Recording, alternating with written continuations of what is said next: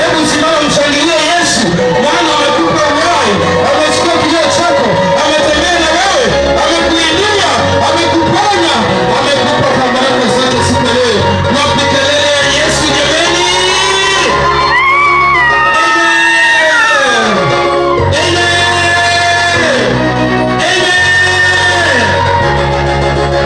Majeshi yako wapi? Majeshi yakipiga majeshi. Amen. Basi ni muda mwingine ambao umefika ili tukapate kupata chakula cha uzima. Majeshi ni muda mwingine ambao Bwana ameandaa ili ukapate kufuka kwenda hatua nyingine. Amen. Ni muda mwingine Bwana ameandaa ambao hujawahi kusudia maishani mwako, ambao hujawahi kutarajia, ambao ni saa ambayo imeandaliwa na Bwana, saa ya ufufuo na uzima, ili kwamba ukapate kupata baraka zako, ukapate kupokea muujiza wako, ukapate kupokea ndoa yako, ukapate kupokea biashara yako, ukapate kupokea pesa zako kupitia kwa mtumishi wa Bwana ambaye amepata mafuta, baba yetu ambaye ni walimu wa Bwana usika Kisumu, ambaye ameandaliwa kwa ajili ya maisha yako, akipokea pembeni yako, apate kukuinua, akapate kupeleka mbele kwa njia ya Yesu Kristo. Hebu simama, shika kitu mkononi, kumshangilia Bwana Yesu, kupiga kelele.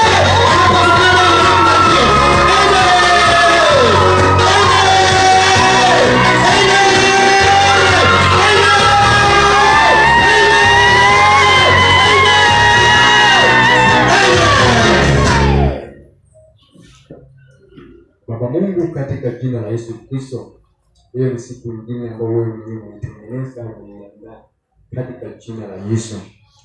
Wakati huu Baba, ninaposimama kwenye madhabahu yako takatifu, ninaomba Roho Mtakatifu kafanye kazi yako kama vile umekuwa ukifanya siku zote. Pia siku ya leo kafanye kazi, ukatembelee watu hawa, wagonjwa wakapone, walionewa wakaheshimike katika jina la Yesu. Waliodharauliwa wakapata heshima, waliolaaniwa wakapata baraka, walioshushwa wakainuliwe katika jina la Yesu. Na utukufu na sifa Baba zitakurudia wewe. Nitumie mimi kama chombo, kama na bila wewe mimi siwezi. Bila wewe Baba yangu mimi si kitu. Bila wewe mimi siwezi. Mimi ni bomba tu. Nitumie mfalme wa falme katika jina la Yesu.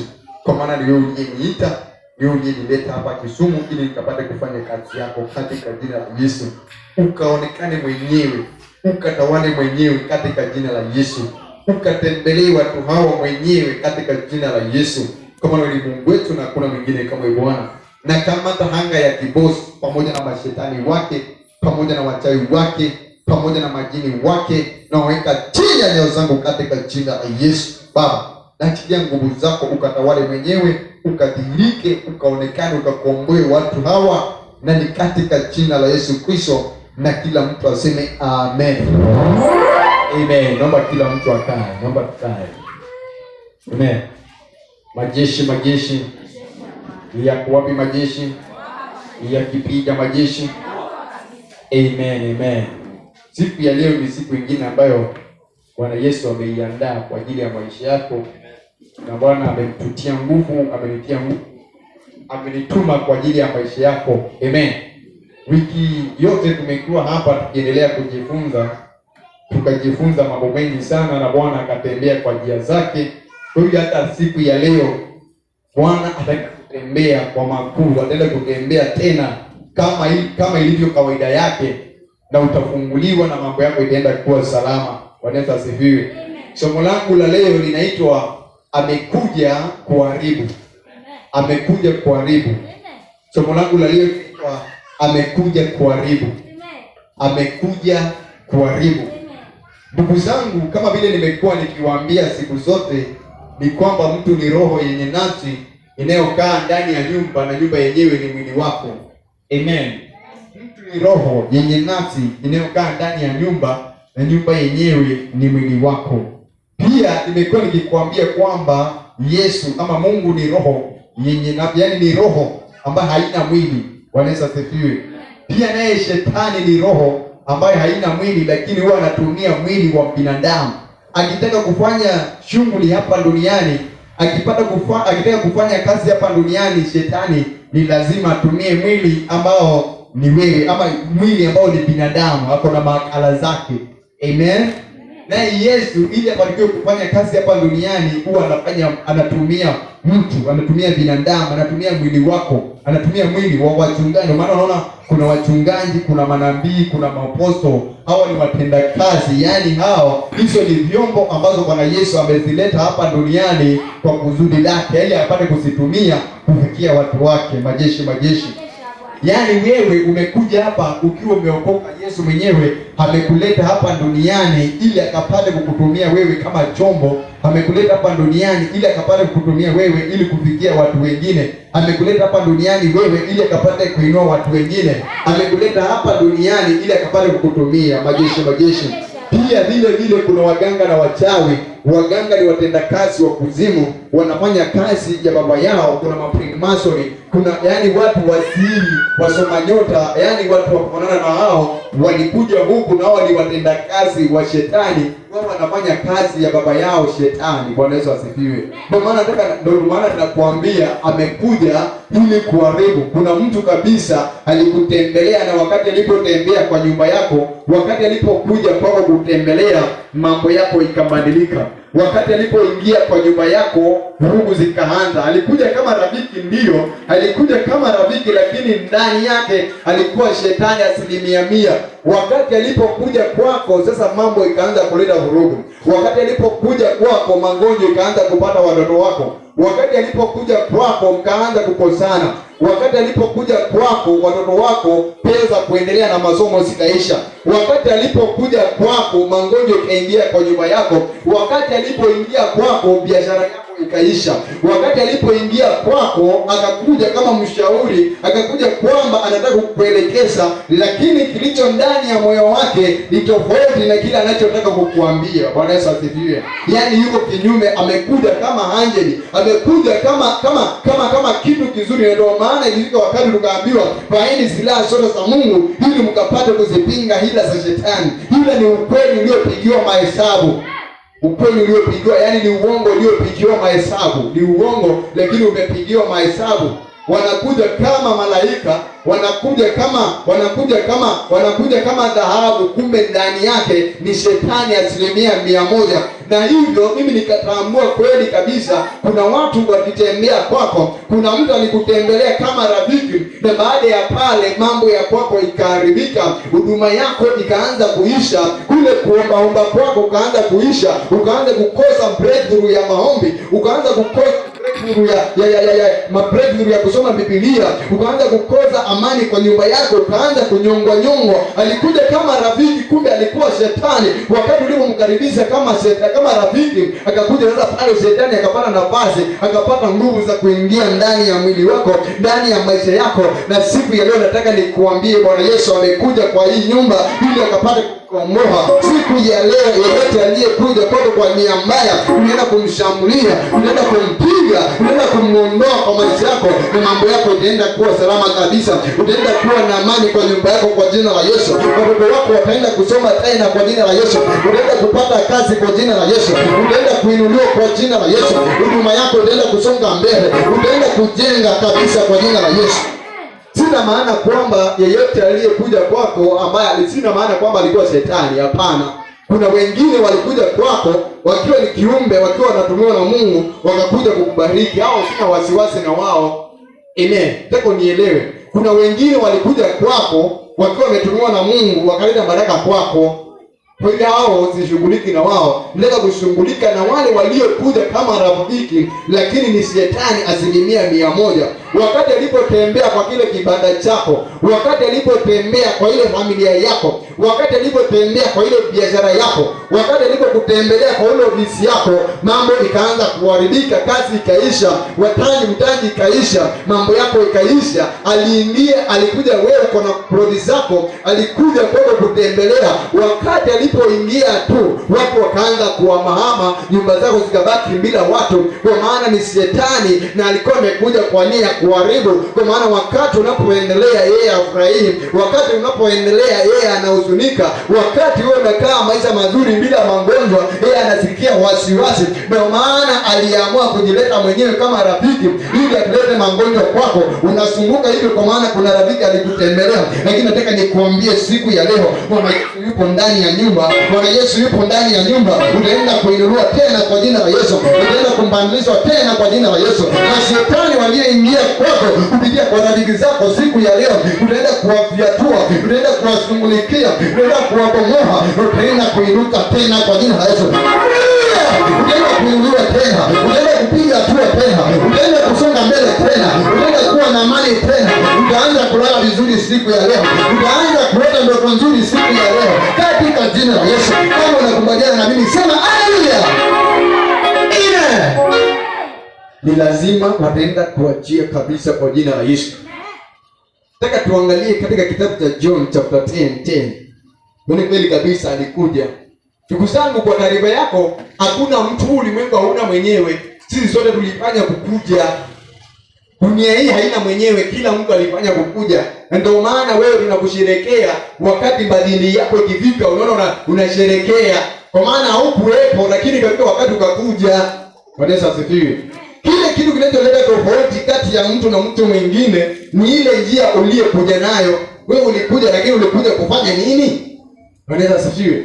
Tofauti yangu na wewe ni kile ama ni ile kazi uliyokuja kufanya hapa duniani. Kwa maana kila mtu akikuja hapa duniani alikuja kwa kufanya kazi maalum. Kwa hiyo kati yako, tofauti yangu ama tofauti ya mtu na mtu mwingine ni ile kazi aliyokuja kufanya. Ndio maana nimewaambia kuna wachawi, ndio maana nimekuambia na kuna watumishi wa Mungu. Wachawi walikuja kwa nia ya kuharibu, lakini watumishi wa Mungu walikuja kwa nia kukomboa. Kwa hiyo kila mtu alikuja, hakuna mtu aliye, hii dunia haina mwenyewe. Kila mtu alikuja kukuja. Hata shetani alituma kutubwa akakuja hapa, yeye mwenyewe alikuja.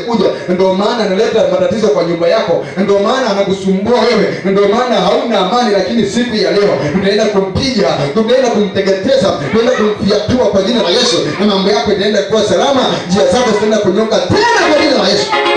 Amen. Tuangalie John chapter 10. John 10. John 10. Ukifika sema amen. John 10.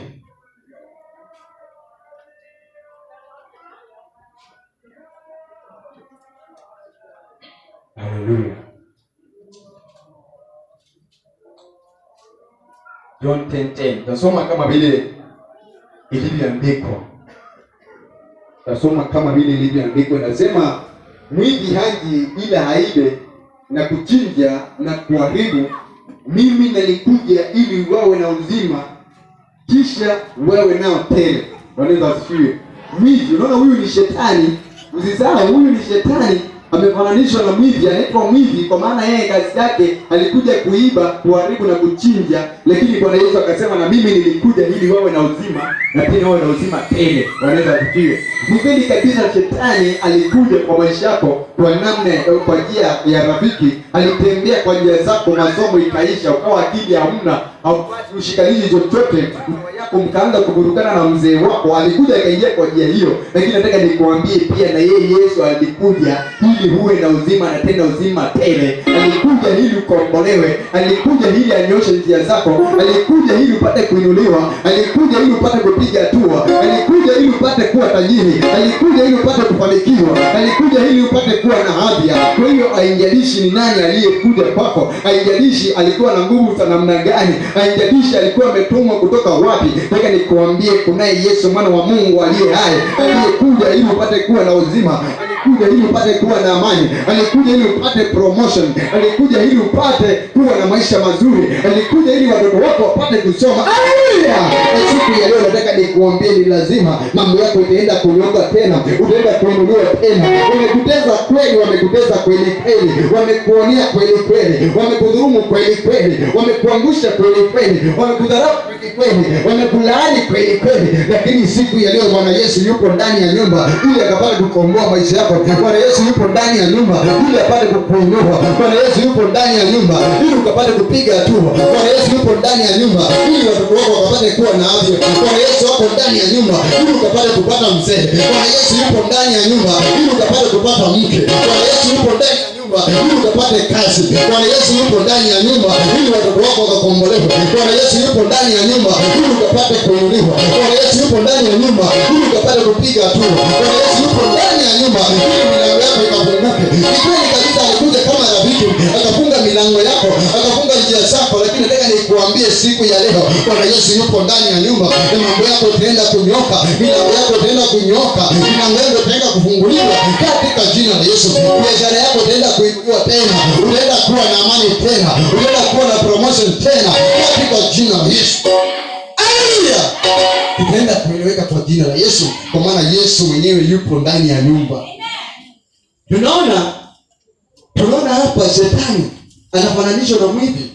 Shetani anafananishwa na mwivi, na kazi yake ni kuiba, kuchinja na kuharibu. Ila Yesu kazi yake ni ya kukomboa na kurudisha kilichoibiwa. Ni kweli shetani alikuibia amani, ni kweli alikuibia afya yako, ni kweli aliharibu kazi yako, aliharibu ndoa yako, aliharibu watoto wako, aliharibu pesa zako, upate pesa, ukipata pesa zinapita huku. Ni kweli waliharibu, lakini Yesu alikuja ili ukapate kurudishiwa mali yako iliyoibiwa na yule Mungu ibilisi. Bwana Yesu hapo ndani ya nyumba ili akapate kurudisha akili yako. Alikuja kama rafiki, wewe ukaacha kusikia, ukaacha kuelewa darasani, ukawa akili yako haishikanishi, lakini Yesu yupo ndani ya nyumba. Unaenda kurudishiwa akili yako, unaenda kurudishiwa biashara yako, unaenda kurudishiwa afya yako, unaenda kuinuliwa tena kwa jina la Yesu, unaenda kupigishwa hatua tena kwa jina la Yesu. Amen. Kila mtu amezaliwa kwa kusudi. Kila mtu amezaliwa kwa kusudi maalum. Sio kwa bahati mbaya wewe kuzaliwa hapa duniani. Sio kwa bahati mbaya wewe kuja hapa duniani. Sio kwa bahati mbaya mtu yeyote kuja hapa duniani. Kila mtu alikuja kwa sababu zake. Kila mtu aliletwa hapa kwa sababu. Bwana Yesu asifiwe. Kila mtu alikuja hapa kwa sababu, na ndio maana tunakaa, kuna maisha, kuna siku za kukaa hapa duniani. Unakuja hapa kweli kabisa, unakuja, unafanya kazi yako, baada ya kumaliza kazi yako, wewe mwenyewe unarudi. Ndio maana unasikia kafa ama kalala, huyu amerudi kwa baba yake, kwa maana kazi yake imeisha. Kazi yako ikiisha hapa duniani, bila shaka ni lazima unarudi kupumzika, lazima unarudi ulikotoka, kwa maana kweli sio hapa. Bwana Yesu asifiwe. Kazi ikiisha hapa duniani ni lazima utarudi ulikotoka. Ndio maana tunasherehekea amesaliwa mpaka kama jana tulikuwa tunasherehekea kuzaliwa kwa rais wetu. Amen. Nini jana ama ni juzi tulikuwa tunasherehekea kuzaliwa kwake. Leo wakati wa kila mtu atakuwa na kuzaliwa kwake.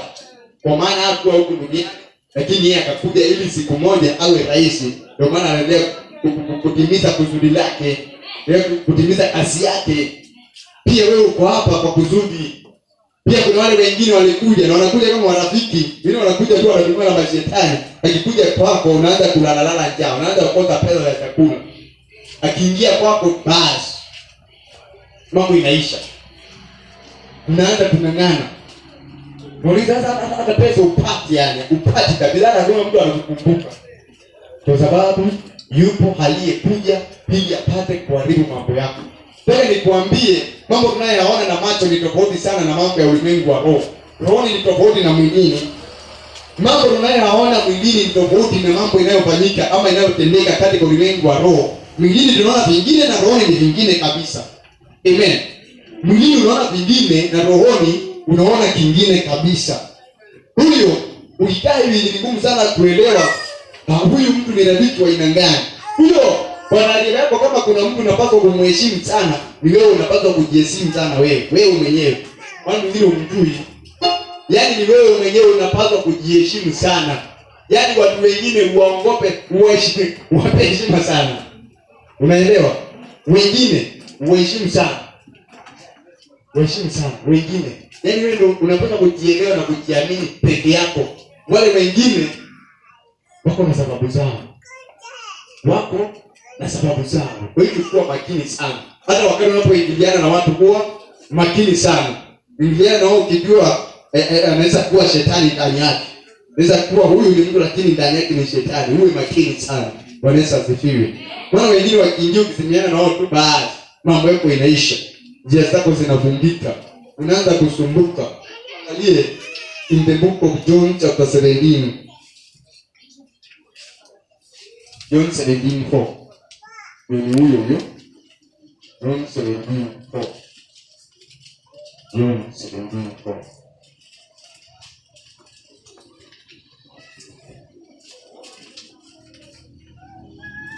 John 17:4. Nasoma kama vile ilivyoandikwa. Nasema mimi nimekutukuza duniani, ali nimeimaliza kazi ile ulionipa niifanye. Bwana Yesu asifiwe. Unaona sasa, huyu ni mtu mwenye amemaliza kazi zake. Mimi nimekutukuza duniani na nimemaliza kazi ulionituma kuifanya. Huyu ni Yesu mwana wa Mungu. Nimekutukuza duniani na kazi uliyokuwa umenituma au uliyokuwa umeniagiza nikalifanye, nimelifanya, nimelimaliza. Majeshi. Huyu tuko hapa na tuko kazini. Tuko hapa kwa kusudi maalum. Kwa hiyo kazi zikiisha tunarudi. Ndio maana wewe mwenyewe unapaswa kuwa na urafiki wako binafsi na Bwana Yesu. Unapaswa kuwa na rafiki yako, ulikuwa na rafiki sana, wewe urafiki wako na Bwana Yesu ili ukapate kufanikiwa. Unaona, mimi nimekutukuza duniani na kazi ulioniagiza nikalifanye, nimelimaliza. Yaani uko hapa kwa kazi maalum. Na kama hujajua uko hapa kwa kazi gani, unapaswa kumlilia Bwana Yesu ukimuuliza, Bwana, mimi kazi yangu ni gani ili nipate kulifanya na mapema nianze kushughulika. Amen. Kama wewe ni mwimbaji, umuulize Bwana Yesu. Kama wewe ni mchungaji, kama wewe ni rais, ushughulike, anza kushughulika, muulize Bwana Yesu kazi yako ni gani ili apate kukuonyesha ili ukapate kusonga mbele. Hakuna mtu yeyote aliyezaliwa ama aliyewahi kuwa hapa duniani na chochote kile, mtu yeyote aliyekuja hapa alikuja kukuja. Hakuna mtu anaweza kusema dunia hii ni yangu hapa. Hata shetani alikuja kukuja. Wewe ulikuja kwa kazi maalum. Huyo sasa kazi ikiisha tunarudi, tunaenda kupumzika kule. Huyo sasa nataka nikuambie hao watu wakuja, kwa maana wewe nikuambie pia yeye alikuja kwa nyumba yako kama rafiki, mlikuwa mkisoma na yeye, kumbe ni mshirika mkubwa. Yeye alikuja ili kutimiza kusudi fulani. Alikuwa alitumwa kuleta barakano kwako. Alitumwa kuleta ugomvi kwako. Alitumwa kuleta magonjwa kwako. Hata wewe mwenyewe najua nikikuuliza unaweza ukaniambia, kweli nakumbuka kuna mtu fulani wakati ninapoanza kufanya mambo yangu nikimuona ama nikimjulisha mambo yangu haiwezi kufanikiwa. Mpaka wengine wametokezea, mpaka wewe mwenyewe unawajua. Bwana asifiwe. Wametokezea mpaka wewe mwenyewe unawajua. Unajua kweli kabisa mtu huyu akiingililia hapa ni lazima nitanungunika, lazima nitalalamika. Mtu huyu akiingia kwa hii nyumba, akiingia kwa hii compound yangu lazima nitalalamika. Mtu huyu akifanya urafiki na watu wa kwangu lazima nitaumia kila wakati, kwa maana huyu sio mtu mzuri. Majeshi. Kwa hiyo nikaanza kujifunza kweli kabisa. Unasikia kweli hata mpaka watu wa dunia wanaelewa, hao watu wa dunia wanaelewa kuna watu wengine ambao si watu. Kwa maana hata wengine kuna mtu kabisa akitoka hivi kama anaenda hivi akikutana na wewe inampasa kurudi kwa nyumba. Nao ni watu wa dunia wanaelewa. Ndio watu wa dunia nao wanakwanga, wengine wanakwanga rohoni kama nyinyi. Akikutana na wewe anarudi anasema huyu naniletea mkosi, kwanza wacha nirudi kwa nyumba. Kwa sababu ngani anajua ukipatana na yeye ni mkosi, unashikia mkosi tu, wanajulikana. Kwa maana hao ni wajumbe kwa kutoka kuzimu, mashetani. Anastasia, unaweza ukaniambia kweli kabisa kuna huyu mama baada ya kuja kukutembelea kwako mambo yako ilianza kuharibika. Alikutembelea ama alikuongelesha ama mlikombana na yeye. Baada ya hapo sasa mambo yako ikaanza ukawa uelewi. Ukaanza kupata simu sioeleweka. Maana usikuje kazi unajua unaniudhi sana wewe. Sisi kama unamuudhi ni kwa sababu yupo aliyekuja kuharibu. Yupo aliyenena maneno akamwaga sumu. Juzi tukijifunza tuliona kuna dini za kichawi, kuna watu kabisa wanatumiwa na shetani 100%. Anakuongelesha ile kikuongelesha anatema sumu, mambo yako inaharibika. Majeshi. Nataka nikwambie siku ya leo tunaenda kuwashughulikia wote. Siku ya leo tunaenda kuwabomoa. Siku ya leo tunaenda kuwapiga, na mambo yako yanaenda kuwa salama kwa jina la Yesu. Njia zako zinaenda kunyoka kwa jina la Yesu. Maisha yako itaenda kunyoka kabisa kwa jina la Yesu. Watoto wako wataenda kuwa salama kabisa kwa jina la Yesu. Utaenda kupata promotion kabisa kwa jina la Yesu. Utaenda kuinuliwa tena kabisa kwa jina la Yesu. Utaenda kupata amani, utaenda kuwa na amani tena kwa jina la Yesu. Kwa maana Bwana Yesu akitembea ni lazima milango ifunguke. Bwana Yesu akitembea ni lazima uinuliwe. Bwana Yesu akitembea ni lazima upige hatua. Bwana Yesu akitembea ni lazima njia zako zibadilike. Bwana Yesu akitembea ni lazima atengeneze njia mahali ambapo hakuna njia. Mwangalie Bwana Yesu aliingia kwa Zakayo, mtu ambaye aliyekuwa anajulikana ni mbaya, mtu ambaye aliyekuwa anajulikana ni mtu mbaya kabisa kabisa, hapo anakubalika. Lakini wakati alipoingia kwa nyumba yake, akaanza kugawa mali yake bila kuambiwa chochote na Bwana Yesu, bila kuambiwa agawe, bila kuombewa, bila maombi yoyote. Kuingia uwepo wa Bwana Yesu ukiwepo, ni lazima mambo inabadilika. Yesu aliingia kwa Zakayo, maisha yake ikabadilika, njia zake zikabadilika, maisha yake ikabadilika, watu wakashiba pale. Kwa maana inaona kama alikuwa maskini pale akipewa unga siku yake, kama hakuwa na tumaini, wakapata matumaini. Kwa maana mwenyewe Yesu aliingia, mambo ikabadilika, akasema mwenyewe kwa kinywa chake, na utajiri wangu nitangawia masikini. Amen. Kana kungawa. Yana kama kuna mtu niliniibia kwa hila, nitamrudishia mara 4. Nitamrudishia. Nitamrudishia. Bwana Yesu hajafanya chochote, ni kuingia tu. Mimi nataka nikwambie pia Yesu yupo ndani ya nyumba. Haijalishi watu wanakuona namna gani. Haijalishi watu wanakuita nani. Haijalishi watu wanakudharau namna gani. Haijalishi umekuwa ukipitia maisha ya namna gani. Haijalishi ni nini kimekuwa kikusumbua. Siku ya leo nataka nikuambie Yesu mwana wa Mungu yupo ndani ya nyumba.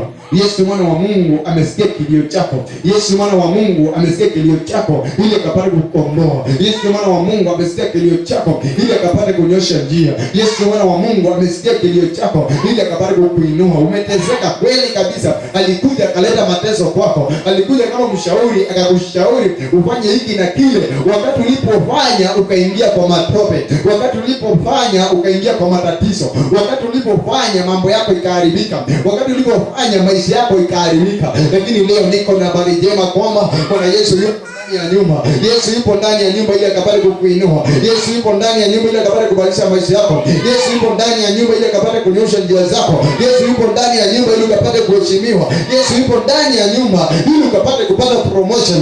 Yesu yupo ndani ya nyumba ili ukapate kuendelea na biashara yako. Yesu Bwana wa Mungu yupo ndani ya nyumba ili uwanja wa kanisa ukapate kupatikana. Yesu Bwana wa Mungu yupo ndani ya nyumba ili ukapate kujenga nyumba ya kwako. Yesu Bwana wa Mungu yupo ndani ya nyumba ili ukapate kumiliki, kwa maana Biblia inatuambia na popote nyayo za miguu yako zitakapokanyanga Bwana amekupea. Kwa hiyo ni lazima ardhi itii. Ndio sisi ni watu wa kumiliki. Sisi ni watu wa kutawala. Sisi ni watu wa kuinuka. Sisi ni watu wa kupiga hatua. Kwa hiyo Yesu yupo ndani ya nyumba. Na siku ya leo hiyo shimo aliyokuweka ni lazima utaenda kutoka. Ni lazima utaenda kuinuliwa. Ni lazima utaenda kupiga hatua. Utaenda kuwa na amani kwa jina la Yesu. Utaenda kuinuliwa tena kwa jina la Yesu. Utaenda kupiga hatua tena kwa jina la Yesu. Ni lazima utaenda kueleweka kwa maisha yako. Utaenda kuangamiza. Walileta kwako maisha kumng'ang'ana, lakini siku ya leo utaenda kukula kwao kwa jina la Yesu. Amen. Itaenda kueleweka kabisa kwa jina la Yesu. Tuangalie katika kitabu cha Genesis. Tuangalie in the book of Genesis. In the book of Genesis. Tuangalie in the book of Genesis. Tuone Genesis 18. Genesis 18 verse 1. Mwanzo 18 mstari wa kwanza. 18 mstari wa kwanza. Amen. Tasoma kama vile ilivyoandikwa. Bwana akamtokea Ibrahimu karibu na mialoni ya Mamre. Alipokuwa ameketi mlangoni pa hema yake mchana wakati wa hari. Bwana Yesu asifiwe. Unaona sasa Biblia inatuambia Bwana akamtokea Ibrahimu, ila kwa macho ya Ibrahimu aliona watu watatu. Ibrahimu kwa macho ya nyama aliona watu watatu, lakini Biblia inasema Bwana akamtokea Ibrahimu alipokuwa ameketi mialoni karibu na hema lake. Lakini Ibrahimu kwa macho ya nyama hakuona, ila aliona watu watatu. Wakati alipowaona akaamua kuwakaribisha kwa nyumba yake. Alipowakaribisha kwa nyumba yake akawaisha miguu, akawapea chakula wakakula. Unaona? Huyu ni Bwana, lakini kwa ulimwengu wa muda ameingia mara tatu. Ni watu watatu, wakakuja watu watatu. Majeshi. Hiyo sasa nilikuwa nataka nikuambie, tunachokiona mwilini ni tofauti na kile kinachofanyika rohoni. Kwa maana Yesu, unajua Bwana Yesu ni mmoja, lakini walikuja watu watatu, lakini Bwana anamwambia akamtokea Ibrahimu. Kwa hiyo sasa kuna watu tunawaona kabisa, tunamuona katika ulimwengu wa mwili kweli kabisa, huyu ni yule kazini yangu, huyu ni yule mjomba wangu, huyu ni yule mama mkubwa wangu, huyu ni yule mama yangu. Kumbe ni kinyume kabisa. Ndani yao ni shetani 100%. Yaani wao sio wao, ni shetani anafanya kazi ndani yao. Anakuja kwako kama mtu ambaye ni rafiki, anakuja kwako kama ni mama yako, anakuja kwako kama ndugu yako, anakuja kwako kama mtu wa karibu, lakini anachokifanya katika ulimwengu wa roho ni shetani 100%. Amen. Unajua hata katika ulimwengu wa roho ilifika wakati Farao akasema na tuwafanyie watu wao kwa akili. Tuwafanyie kwa akili. Shetani alijua kabisa na anajua kabisa akikuja kwako kama adui hautamkubali. Akikuja kama adui hautamkubali. Kwa hiyo ili upate kumkubali, anaingia ndani ya rafiki yako, anatumia mtu wa karibu sana na wewe, yule mtu ambaye anaweza akalala nje ukiwa na nyumba. Hata kama nyumba ni moja tu, hata kama chumba ni kimoja, mtalala hapo kwa kusukumana, kwa maana ni mtu wa kwako, uwezi ukamwacha. Mwanaweza asifiwe. Lakini sasa akikaa pale, yale mambo atakayofanya pale, zile vurugu atazileta pale, anakuja pale, unaona kweli ni rafiki wa karibu, lakini yeye ni agent mkubwa kutoka kuzimu, ametumwa ili akuje kuvuruga wewe. Ametumwa ili akuje kuharibu amani yako. Ametumwa ili apate kuleta umaskini kwako. Ametumwa ili apate kuleta laana kwako. Ametumwa ili akapate kuleta matusi kwako. Ametumwa ili akapate kuleta kutoelewana kwako. Lakini unamwita ni rafiki, karibu. Mama Azia, ni wangapi wamekuja kwako? Akiwa na shetani, akikuja tu pale lazima kinavurugika. Unajaribu kumwambia ndeni zigu, unaona ndeni kama akona mang'aa. Sio mang'aa, ni kwa sababu mgeni alikuja na alikuja kwa nia hiyo. Amen. Akikuja, unajua kila nyumba iko na katiba yake. Nyumba iko na sheria zake. Majeshi. Kila nyumba iko na sheria zake. Ndio maana ilifika wakati Paulo akasema, nilipoenda kwa Wayahudi na nilikaa kama Myahudi. Kuendelea na zile sheria za kwake, alijua kule niko mwenyewe. Huyo ni lazima ajifanye, hata kama haelewi, ni lazima ajifanye aingie kwa viatu vya watu wale. Bwana Yesu asifiwe. Mimi mwenzenu nimekuwa niking'ang'ana sana kukula dagaa. Samaki, ndio omena. Mimi napenda kukula, lakini huwa inanishinda. Najaribu kukula, inanishinda. Amen. Kula ni wewe ukasema kwamba hiyo mboga tunakula nayo ungali mpaka itinishibe. Hiyo kwa umeniweza. Sasa siku moja ikiwa na shughuli za roho, nikatembea kule Tanzania. Nikaenda nikakaribishwa. Mahali nilipokaribishwa, kwanza wamenunua dagaa kama mzungumia. Sasa kila usiku wanaandaa chakula ungali, wanapiga ungali mboga ni zile dagaa. Na mimi ni mgeni. Lakini sasa nilikuwa najifanya hata waleo kuongea kama mtu aliyejua kwamba sikulani. Hizo ni sheria za kule na wewe ukabadilisha. Sasa kule nilikuwa napambana na ungali. Napambana nayo. Mboga nabakisha pale bwana. Yaani Ndaka narudisha pale. Kwa maana hizo niendelee kumekana at least. Hizi niendelee kulazimisha mpaka nisijue. Bwana Yesu asifiwe. Kwa hivyo kila nyumba iko na sheria zake. Mimi siwezi nikaingia kama pale, ili niwaambie bwana mwenzeni hizi kitu sikulani. Kama sikulani na nimekaribishwa itakuwa na ng'ang'ana. Nitavumilia. Ya badala hizo ning'ang'ane kuliko niende pale alafu kosekane kabisa. Majeshi. Hivyo kuna watu wanakuja kulimbani kwako. Kuna watu wanakuja kukutembelea. Wewe unamuona kweli kabisa ni rafiki, lakini rohoni ni njitu. Rohoni ni shetani 100%. Na wakati hata wewe mwenyewe sahihi yale matatizo uko nayo, nataka nikwambie, wapo waliosababisha. Hata ukipiga tu akili yako nyuma, maisha yako tangu ulipoanza maisha, ukianza kupiga utaona kweli kabisa mtu fulani akakuja, mambo yako ikawa kama yale. Mtu fulani akakuja, embozi wangu wakaanza kubadilika. Mtu fulani akanitembelea, mambo yangu ikaanza kuzoroteka. Mtu fulani akakuja kwa nyumba yako, kwa nyumba yangu. Mtu fulani akanipeleka kwa hoteli tukakunywa chai, maisha yangu ikabadilika. Mtu fulani akaingia kwangu, pesa zangu zikaanza kuisha, pesa zikapotea. Unaweza sikia ukipiga tu kwa akili yako. Majeshi. Lakini nataka nikuambie siku ya leo tunaenda kuwashughulikia kwa jina la Yesu. Siku ya leo tunaenda kuwaviatua kwa jina la Yesu. Biblia inasema Bwana akamtokea Ibrahimu, ila kwa macho ya mwilini Ibrahimu aliona watu watatu wakakuja.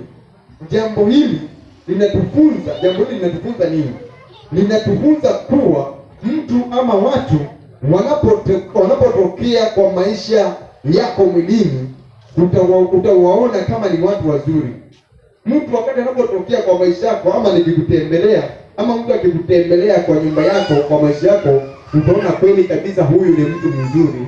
Huyu ni mtu ambaye ako na nia nzuri. Huyu ni mtu ambaye anataka kunipigisha hatua. Huyu ni mtu ambaye ametumwa, ni mjumbe ametumwa ili akuje kunivusha, lakini si hivyo. Huyu ni mtu ni 100% kutoka kwa shetani, ni mtu ametoka kwa shetani kabisa.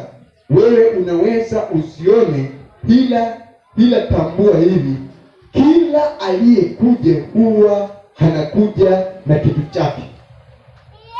Unaweza ukakosa kutambua, unaweza ukakosa kutambua, lakini kila aliyekuja kwa maisha yako alikuja na kitu chake. Alikuja kwa sababu zake. Yeyote aliyekuja kwa nyumba yako alikuja kwa sababu yake. Unaweza sifiwe. Nilikuwa nimekuambia hapo mwanzo kwamba kuna wale walikuja kwa nia ya kuleta baraka. Kuna wale walikuja kwa nia ya kuleta taarifa nzuri. Kuna wale walikuja kwa nia ya kubadilisha maisha yako, au sina shida na wao. Lakini nataka nikuambie kuna wengine walikuja kwa maisha yako na mambo yako ikaanza kuharibika. Kuna mtu alikuja kwa maisha yako, wakati alipokuja kwa maisha yako ama alipokuja kwa nyumba yako, kazi yako ikaisha. Wakati alipotembelea kibanda chako cha mboga ukafunga, watanji wakakosa kuja, wakaanza kukosa kuja. Wakati alipotembea kwa hiyo nyumba yako, amani ikakosekana. Wakati alipotembea kwa nyumba yako, magonjwa ikaingia. Wakati alipoingia kwa nyumba yako, ndoa yako ikavunjika ama ikaleta matatizo. Wakati alipokuja akaingia kwa nyumba yako, kutokea wakati ule ukaanza kuharibu mimba. Wakati alipokuja kwa njia zako, kwa nyumba yako, utazo ukaanza kupatikana. Mimba ipatikane. Kwa sababu gani?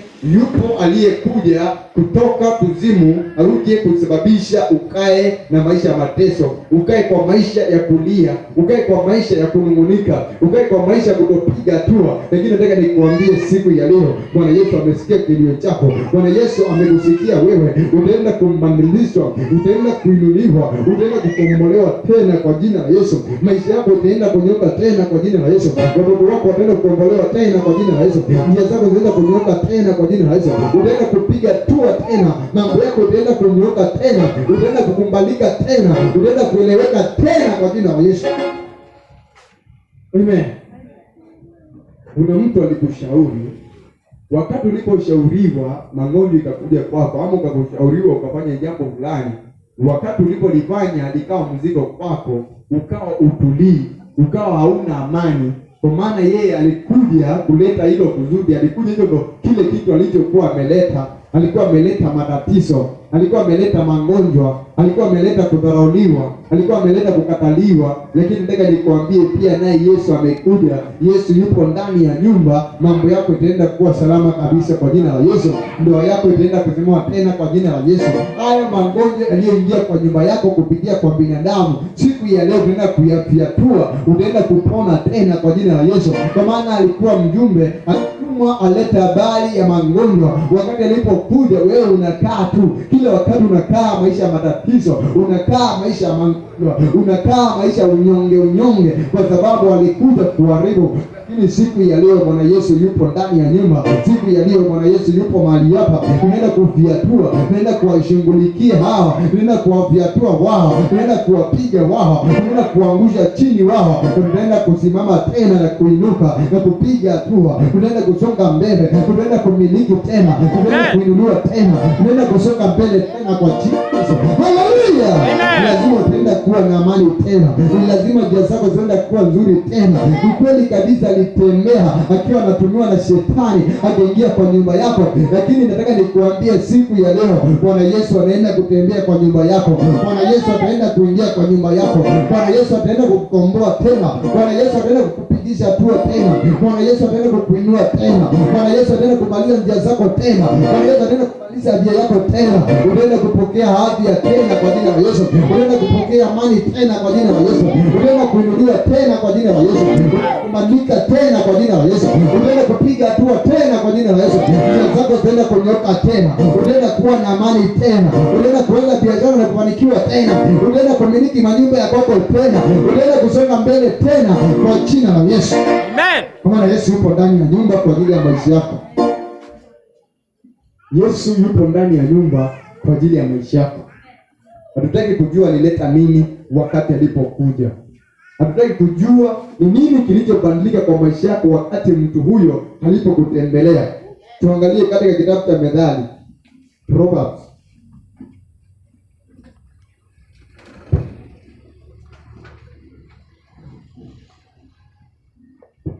Proverbs 24. Proverbs 24.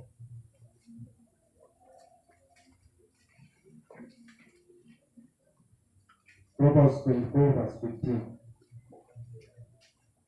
Verse 15. Proverbs chapter 24 verse 15. Nasoma kama vile ilivyoandikwa. Ewe mtu mbaya, usiavizie makao yake mwenye haki, wala usipaharibu mahali pake pa kupumzika. Wewe mtu mbaya. Unaona vile Biblia inasema ili ujue kweli wapo watu wambaya. Kuna watu wambaya. Wapo wambaya walikuwa kwa nia mbaya.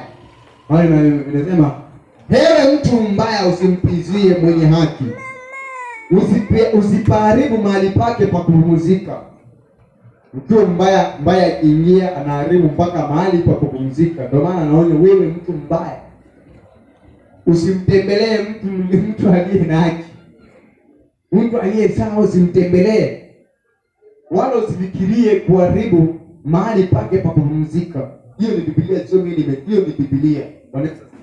Maana yake wapo watu wambaya wanakuzudia kuharibu mambo ya watu wazuri, wanakuzudia kuharibu maisha ya watu, wanakuzudia kuharibu njia zako, wanakuzudia kukuharibia, na tayari wengine washaharibu, washaingia. Maana kwambia alikuja kuharibu, wengine washakuja. Majeshi sema kwa jina la Yesu. Mtu yeyote aliyekuja kwa nyumba yangu ili aniharibu, mtu yeyote aliyekuja kwa familia yangu, ili tusiendelee, ili nisipige hatua, ili nisiheshimike, ili nisifanikiwe, siku ya leo namviatua kwa jina la Yesu. Namviatua kwa jina la Yesu. Nambomoa kwa jina la Yesu. Nambomoa kwa jina la Yesu. Namteketeza kwa moto wa Bwana. Namteketeza kwa jina la Yesu. Na mambaya yote aliyeleta kwangu, namrudishia yeye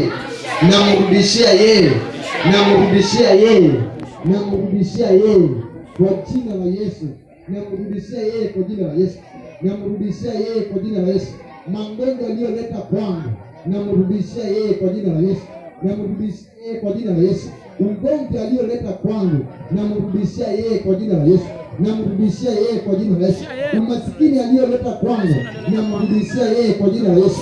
Namrudishia yeye kwa jina la Yesu. Laana alizoleta kwangu, namrudishia yeye kwa jina la Yesu. Namrudishia yeye kwa jina la Yesu. Namrudishia yeye kwa jina la Yesu. Amen. Walikuja kwa nia mbaya ili uharibu. Kinachosababisha maisha yako wewe yawe vile yalivyo ni kwa sababu walikuja. Kinachosababisha upitie yale unayopitia ni kwa sababu yule rafiki yako alikutembelea.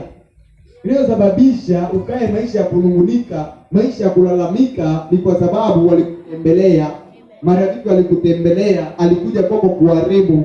Na wakati alipokuja hukuelewa. Wakati alipokuja wewe hukujua kwamba amekuja kuharibu. Ulimkaribisha kama rafiki na mambo yako ikaanza kuharibika. Njia zako zikafungika, maisha yako ikaanza kuleta matatizo. Lakini nataka nikuambie, Yesu amekukumbuka siku ya leo. Yesu amesikia kilio chako siku ya leo. Tunaenda kuwaviatua, tunaenda kuwateketeza, tunaenda kuwakanyanga, tunaenda kuwaweka mbali nasi. Tutaenda kupiga hatua kwa jina la Yesu. Tutaenda kupiga hatua kwa jina la Yesu. Tutaenda kumiliki tena kwa jina la Yesu. Tutaenda kuvuka tena kwa jina la Yesu. Kwa maana Biblia inatuambia na kwa msaada wa Bwana nitaruka ukuta. Maana yake kuna kuta aliingia, akajenga kuta kwako ili ukae maisha ya kuzunguka, ili ukae maisha ili ukae maisha ya mateso, kwa sababu kuna kuta zilizojengwa. Lakini Biblia inatuambia na kwa msaada wa Bwana utaruka ukuta.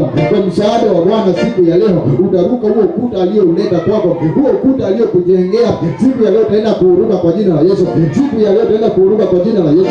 Siku ya leo utaenda kupuka kwa jina la Yesu. Siku ya leo utaenda kuruka kwa jina la Yesu. Utaenda kupiga hatua kwa biashara yako kwa jina la Yesu. Utaenda kupiga hatua tena kwa jina la Yesu. Alikujengea ukuta wa kunungunika, alikujengea ukuta wa mateso, alikujengea ukuta wa magonjwa, alikujengea ukuta wa laana, alikujengea ukuta wa maskini. Lakini nataka nikuambie siku ya leo utaenda kuvuka hizo kuta kwa jina la Yesu. Utaenda kuvuka hizo kuta kwa jina la Yesu. Utaenda kunyonga tena kwa jina la Yesu. Njia zako zitaenda kufunguka tena kwa jina la Yesu. Utaenda kuinuka tena kwa jina la Yesu. Utaenda kupiga hatua tena kwa jina la Yesu. Utaenda kuinuliwa tena kwa jina la Yesu. Haleluya! Ni lazima kueleweka, ni lazima njia zako zitaenda kueleweka, ni lazima utaenda kuwa na amani, ni lazima utakuwa mtu wa kukubalika kwa jina la Yesu.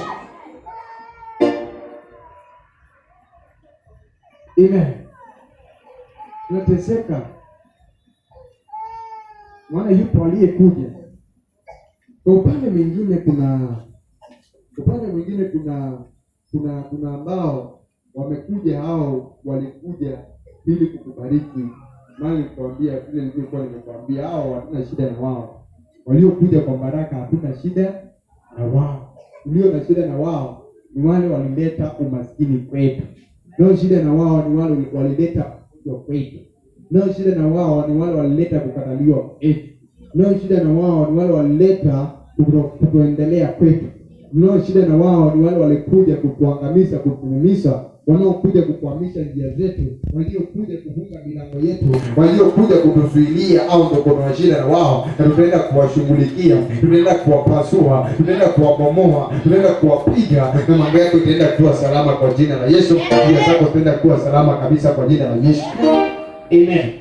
Lazima itaeleweka siku ya leo. Ni lazima wataenda kuviatuka kwa jina la Yesu. Tuangalie Samueli wa pili. Second Samuel. Yes, Second Samuel. Na leo nitaombea watoto, jaribu kutoa watoto. Nataka kuombea watoto leo. Second Samuel 14. Second Samuel 14.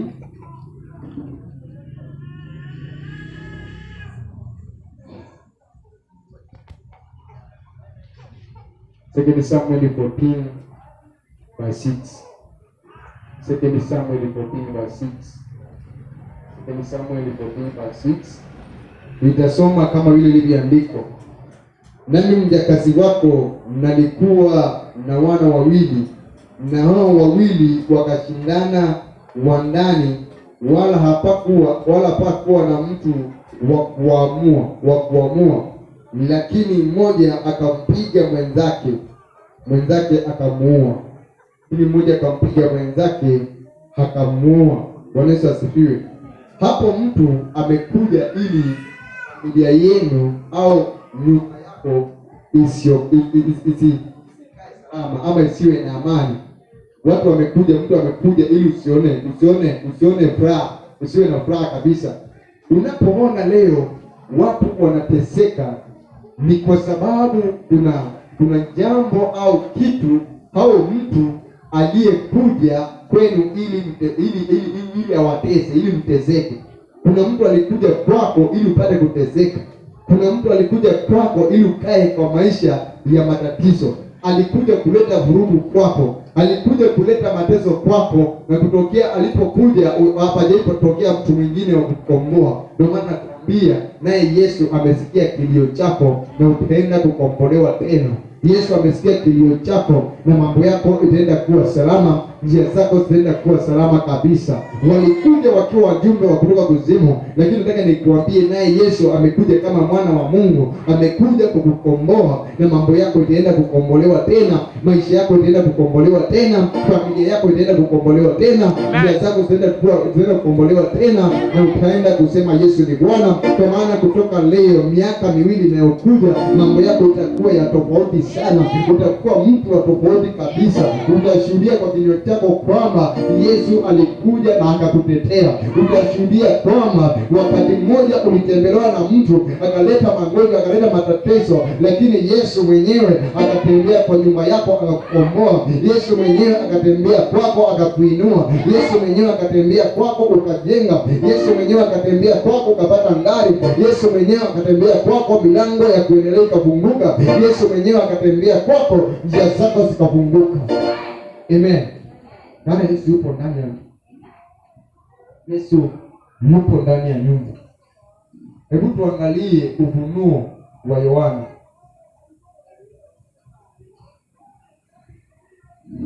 Ufunuo wa Yohana. Ufunuo wa Yohana. Revelation, wale ambao wanakuja Kiingereza.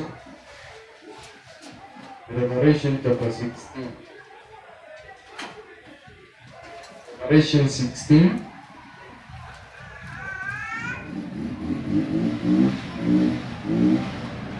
Revelation 16:13.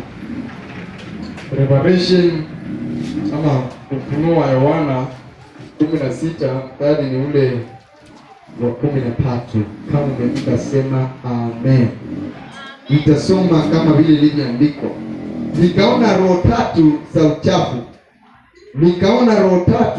za uchafu zilizofanana na vyura zikitoka katika kinywa cha yule joka, na katika kinywa cha yule mnyama, na katika kinywa cha yule nabii wa uongo. Bwana Yesu asifiwe. Amen. Haya ni maono yalionekana na Yohana. Akasema natazama nikaona, amesema kwambia natazama nikaona wanyama, nikaona viumbe wanatoka kwa kinywa cha yule joka, vyura. Ninaona wanyama wanatoka kwa kinywa cha yule joka, lakini kina umbo lake ni tura, yani kiko na umbo wa vyura. Nikaona vyura, Bwana Yesu asifiwe, zikitoka pale, na nikaangalia zikatoka kwa yule nabii wa uongo. Natoka pale ni tula, lakini kinatoka ni umbo, lakini hizi viumbe vitatu zinatoka kwa vinywa cha yule joka. Haya ni maoni aliona. Hiyo sasa hiki kitu kinatufunza nini? Kinatufunza kweli kabisa, si watu wote unaowaona ambao ni watu. Si watu wote wewe siku ya leo uliosalimiana na wao ambao ni watu. Kuna wengine ni majoka, kuna wengine ni mashetani, kuna wengine ni vyura kabisa, lakini amevaa umbo wa binadamu. Kwa maana nakuambia, wengine walikuja kwako kutembea wakaona ni binadamu, kumbe ndani yake ni chura kutoka kuzimu. Alikuwa amekuja na uchafu, alikuwa ameleta matatizo, alikuwa ameleta kung'ang'ana, alikuwa ameleta magonjwa. Ukamwona kweli, huyu ni ndugu yangu tunafahamiana, huyu ni kaka yangu tunafahamiana, lakini ndani yake ni chura. Amen. Roho ya chura ndani yake kuja kuharibu, kwa maana ni roho chafu. Amen. Vyura zikakuja kwako, alikuja kwako ukaona ni ndugu, kumbe ni chura. Alikuja kukutesa, alikuja kukuangamiza, alikuja kukusuidia, alikuja kukufunga, lakini nataka nikuambie siku ya leo Bwana Yesu amesikia kilio chako. Amen. Tunaenda kufyatua kwa jina la Yesu. Sio kila mnyama unayemuona ambaye ni mnyama. Sio kila mnyama ambao unayemuona ambaye ni mnyama. Kuna wengine unawaona kumbe ni wanyama wa kutoka kuzimu. Kumbe ni kiumbe. Sio kila kiumbe unachokiona kweli kabisa ni kiumbe. Kuna viumbe zingine zinatoka kuzimu kabisa, lakini zimekuja huku kufanya kazi. Majeshi. Ni viumbe na zimekuja huku kwa kufanya kazi fulani. Ni viumbe zimetoka kuzimu, wamekuja huku kutekeleza jambo fulani. Majeshi. Sio kila mnyama unayemuona ambaye ni mnyama. Mtu ambaye sio kila mtu unayemuona ambaye ni mtu. Wengine wanatumika, wengine ni viumbe, wengine wako na viumbe ndani yao. Umwamini ni wewe tu, yaani unapaswa kujiamini wewe mwenyewe, kama vile nilivyokuwa nimekwambia. Usiamini mtu yeyote, kwa maana wengine wanakuja ni vyura. Majeshi. Wengine wanakuja ni vyura kabisa.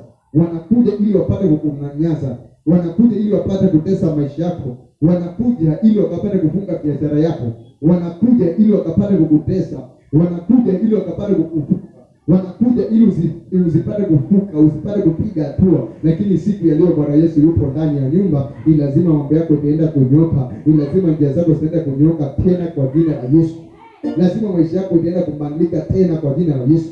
Lazima njia zako zitaenda kufunguka tena kwa jina la Yesu. Utaenda kuinuliwa tena kwa jina la Yesu. Utaenda kupiga hatua tena kwa jina la Yesu. Tuangalia Ayubu chapter 1 verse 17. Job chapter 1 verse 7.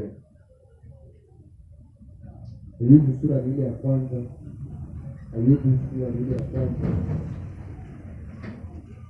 sura ile ya kwanza mstari ule wa 7. Ayubu sura ile ya kwanza mstari ule wa 7. Kama nitasema, nitasoma kama vile ilivyoandikwa. Bwana akamuuliza Shetani, umetoka wapi wewe? Ndipo Shetani akamjibu Bwana akusema, natoka katika kuzunguka duniani, na katika kutembea huku na huko na humo. Tena uelewe kwa hili, kutembea huku na huko na humo, maana yake ndani yake. Hivi ametoka kutembea hata kwa miili ya wanadamu. Shetani ametokezea, amekuja, lakini alikuwa ametoka kutembea kwa miili ya wanadamu. Hiyo ndio vile alivyokuwa akijibu, nimetoka huku na kule na huko, nimetoka huku kule na huko, nimetoka huku kule na huko na humo. Maana yake ametoka kutembea huku na huku. Huyu Shetani ako na uwezo wa kutumia mtu yeyote. Ameingia kama wewe mwenyewe hujaokoka, anaingia kwako. So wakati anapokuja yeye mwenyewe ameingia ili akuje kutimiza kusudi fulani kwa maisha yako. Sasa anakuja kama rafiki, anajipandisha, anaingia ndani yake, kumbe yeye ni njoka. Anakuja pale, sasa akikuja pale mambo yako inaanza kusoroteka. Watoto wako wanakuwa hawana amani. Kisa na maana ile rafiki yako alikutembelea, ile bibi yako alikutembelea, yule kaka yako alikutembelea, yule baba mkubwa alikutembelea. Kutembea basi mambo inabadilika. Shetani yupo ndani yake, anataka kutimiza kusudi fulani. Kwa maana anatoka huku na kule, anatembea tembea. Unaweza ukaona mtu kumbe ndani yake ni Shetani. Unaona mtu kumbe ndani yake ni Shetani, na nia yake ni kuangamiza maisha yako. Nia yake ni kukuangamiza wewe. Nia yake ni kuangamiza kazi yako. Nia yake ni kuangamiza biashara yako. Nia yake ni kuangamiza watoto wako. Ndio maana unaona watoto wanaanza kusoma vizuri, wanasonga, ikifika mahali anaanza kuchanganyikiwa. Inakuwa ni kama amechanganyikiwa, ni kama hana akili vile. Huyu ni kweli alikuwa na perform vizuri, alikuwa anaendelea vizuri, lakini anafika mahali anaanza kuperform vibaya. Na wewe kwa sababu hujui alitembea kwako, wewe unaanza kupiga mtoto wako, kukasirikia mtoto wako, unaanza kunungunika, unaelewa kwamba kiumbe alitembea kule akiwa na umbo ya binadamu, alikuja kama rafiki akitaka kukuangamiza. Wakati alipoingia pale, mambo yako ikaanza kutoroteka. Wakati alipoingia pale, njia zako zikakwama. Wakati alipoingia pale, milango yako ikafungika, na siku ya leo tunaenda kumfiatua. Pia kuna wengine walikuja marafiki, kumbe huyu alikuja kwako, alikuwa anataka shetani apate nafasi ya kuingia kwako. Kuna mashetani waliingia ndani yako kupitia kwa majirani yako. Wakati walipokuja sasa, hiyo shetani akapata nafasi ya kuja kwako, kwa maana alikuja kama rafiki, ukamkaribisha, mkakula pamoja. Shetani akapata chance ya kuingia ndani yako. Na kuna mambo kabisa nimejiuliza na nimeyajua, nimejifunza. Unaona, unasikia sasa, huyu mwanangu ni mzuri, huyu ni msichana mzuri, lakini sasa wakati alipotoka akaenda mjini, ameenda akaingiliana na watu wambaya. Hakuna mtu mbaya, shetani ndiye hapo hapo, yaani wanashindwa kusema shetani. Akaanza tabia mbaya, akaanza uzinzi, akaanza umalaya, majeshi. Kwa sababu gani? Hii tabia hakuwa nayo, lakini wakati alipotembelewa na wale marafiki yake, zile roho zikahamia ndani yake. Wanaweza asifiwe. Roho zikahamia ndani yake, na wakati roho ilipohamia, sasa ndio hivyo anaanza kutezeka. Ndio hiyo unakaa vile unajaribu kuacha, lakini inashindikana. Kuna tabia fulani ilianza kufanyika kwako wakati rafiki yako alipoingia pale, na umeng'ang'ana siku zako zote uiache. Unang'ang'ana kile wakati ujaribu kufuka pale, unajaribu kuacha hiyo tabia, lakini inashindikana kwa sababu alikuwa shetani akakutembelea wakati ulipomkaribisha. Sasa ndio hivyo mambo yako ikaanza kukwama, na ni lazima ukombolewe, kwa maana Yesu yupo ndani ya nyumba ili apate kukomboa. Mateso yaliyoingia kwako kupitia kwa rafiki yako siku ya leo, tunaenda kuyaondoa kwa jina la Yesu. Tunaenda kushughulika, tunaenda kuwabomoa, tunaenda kuwapiga, tunaenda kuangusha katika jina la Yesu. Yako inaenda salama, unaenda kupiga hatua kabisa, unaenda kuinuka tena kwa jina la Yesu, unaenda kusonga mbele tena kwa jina la Yesu, unaenda kuinuliwa tena kwa jina la Yesu, unaenda kufanikiwa tena kwa jina la Yesu, unaenda kupiga hatua tena kwa jina la Yesu, kwa maana Bwana Yesu yupo ndani ya nyumba. Yesu ni simba wa kabila la Yuda, akinguruma ni lazima wote watii, akinguruma ni lazima mashetani waachie, akinguruma ni lazima mangongo yaondoke, akinguruma ni lazima kazi ipatikane, akinguruma ni lazima promotion ipatikane, akinguruma ni lazima afya ipatikane, akinguruma ni lazima pesa zipatikane, akinguruma ni lazima amani ipatikane, akinguruma ni lazima mambo ibadilike. Na siku ya leo yupo ndani ya nyumba, ananguruma kwa ajili ya maisha yako, anatesa kwa sababu ya maisha yako. Wamekuonea, wamekutesa, wamekudharau, lakini siku ya leo yupo ndani ya nyumba ili akapate kukuinua tena. Yupo ndani ya nyumba ili akapate kuondoa kilio chako, akapate kuondoa majonzi yako. Yupo ndani ya nyumba ili ukapate kupiga hatua. Yupo ndani ya nyumba ili ukapate kuinuliwa tena. Yupo ndani ya nyumba ili ukapate kupiga hatua tena kwa jina la Yesu. Amen. Bwana Yesu, mwana wa Mungu, yupo ndani ya nyumba. Najua unaweza kuita kweli jambo hili linawezekana namna gani, eti shetani akawa ndani ya mwanadamu. Jambo hili linawezekana namna gani?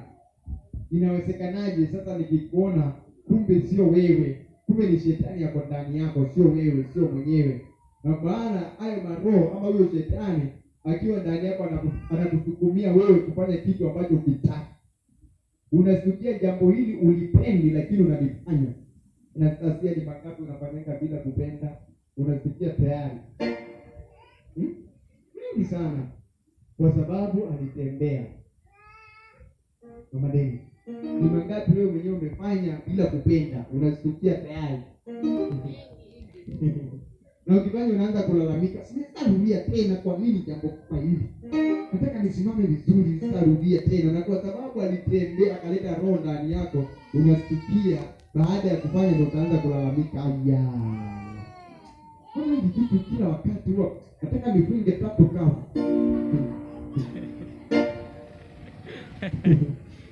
Nataka nifunge tatu kavu bwana. Hili jambo nimejaribu kuliacha, inashindikana. Unapiga kavu. Ukitoka pale unapatana ni kama shetani ulikuwa unaimarisha ngome ya kuzimu. Unatoka kanisani kupiga, kuomba, akili na kusukumia kufanya kile ambacho ukipendi. Majeshi ya Bwana. Mimi kuna wakati nilikuwa nang'ang'ana sana. Na mambo fulani kama kutoa fungu la 10, nilikuwa nang'ang'ana sana. Ikitoa nataka kutoa. Sina kila wakati naona zile tena ni kidogo.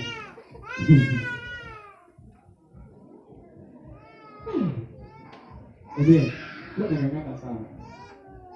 Sasa kile kitu kilichonisaidia nilipatana na pastor mwingine wa Full Gospel. Pia na kule wanaotoa fungu la 10 huwa wanaandika kwa register. Unafuatiliwa. Nakwambia wewe, mbona sijaona jina lako leo? Na nilikupea kazi. Sasa akakupea kazi ama mkaenda mahali mkapiga maombi mkaombea mtu na yeye akatolewa sadaka pale kwa kama 1000, akakupea 500. Kumbe ni mtego. Majeshi ya Bwana. Unajaribu kupiga, unapiga. Unauliza ni nini shida? Lakini wakati huo nilipojua cha kufanya, hii niliamua hata ni afadhali. Yaani nilipiga, najua ukikaa unakaa na watu, ile hali ya kujifananisha ni mbaya. Sema kwa jina la Yesu. Kwa jina la Yesu. Nakataa roho ya kujifananisha. Kwa jina la Yesu. Ninakataa kutembelea viatu vya mtu mwingine. Kwa jina la Yesu. Kwa jina la Yesu. Amen. Unajua ili shetani afanikiwe sana, akiwa amekuja kwako kama rafiki, huyo mtu ambaye amekutembelea atajaribu kupindua akili yako ili kubaliana na yale atakayokuambia. Sasa ukikubaliana na yale, ndio hiyo utakuwa umeliwa, ndio hiyo utakuwa umeangamia. Ukijaribu kukubaliana na hayo mambo, ukijaribu kufanya kama yeye akwambie, pia mimi huwa naenda kanisa na nimeokoka sana. Ya kwenda kanisa ndio ile hii sijaiona. Mungu ni yule. Mimi unaniona mimi kupiga maombi, kwanza akiingia pale anapiga ndimi sana. Lakini anakuambia kanisani, mimi nataka nikushauri vizuri rafiki yangu, kwa maana pia kuna mambo ya kufanya kanisa peke yake. Kuna mambo yake ya kufanya.